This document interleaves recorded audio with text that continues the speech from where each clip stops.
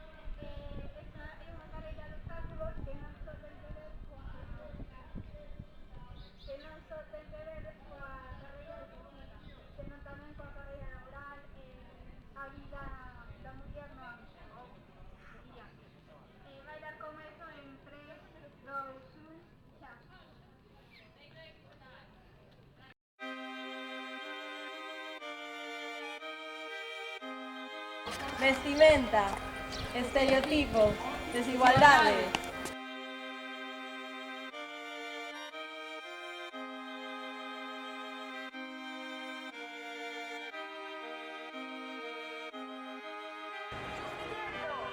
Falta de respeto. Desigualdad salarial. Humillación. Maltrato.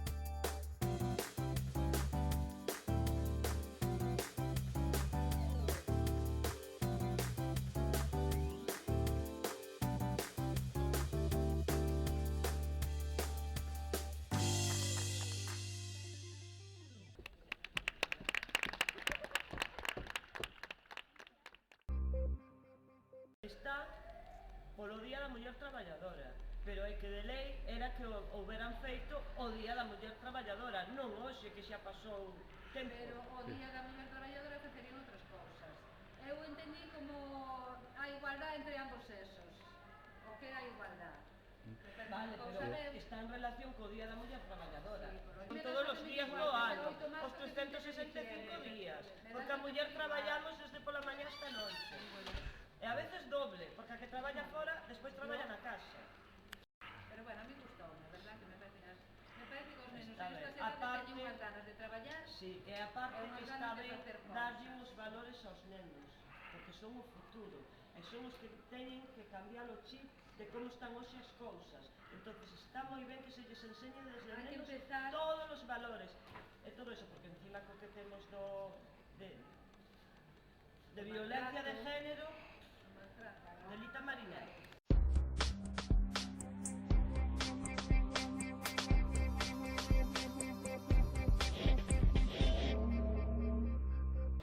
Creo que ya bajó. Pero mira, tú que te, ve tú que te estás lavando. ¡Ay, se me ha roto la varita! Pues mira, ya podíamos repetirlo.